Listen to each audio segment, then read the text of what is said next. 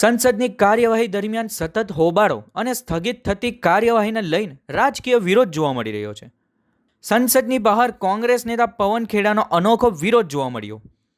પવન ખેડાના હાથમાં રમકડાનું વાંદરું લઈને સંસદની બહાર પહોંચ્યા હતા અને સરકાર વિરુદ્ધ સૂત્રોચ્ચાર કર્યા હતા. તેમણે 56 ઇંચ કા છોટા બંદર જલ્દી આવો સંસદ કે અંદર જેવા શબ્દો સાથે વિરોધ નોંધાવ્યો હતો. કોંગ્રેસનો આરોપ છે કે સંસદની કાર્યવાહી વારંવાર સ્થગિત થવાના જનતાના નાણાંનો વ્યય થઈ રહ્યો છે અને સંસદમાં ગંભીર ચર્ચા થવી જોઈએ તેના બદલે રાજકીય હોબાળો જોવા મળી રહ્યો છે. વિપક્ષે સંસદની કાર્યવાહી પર થતા ખર્ચ અને સંસદોને મળતી વિવિધ સુવિધાઓને લઈને પણ સવાલો ઉઠાવ્યા છે.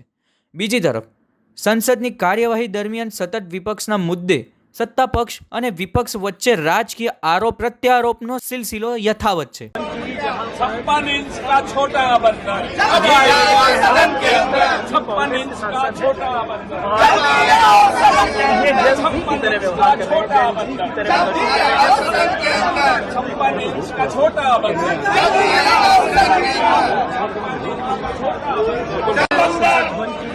56 इंच का छोटा बंदर सदन के अंदर 56 इंच का छोटा बंदर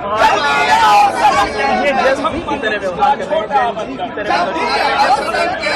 56 इंच का छोटा बंदर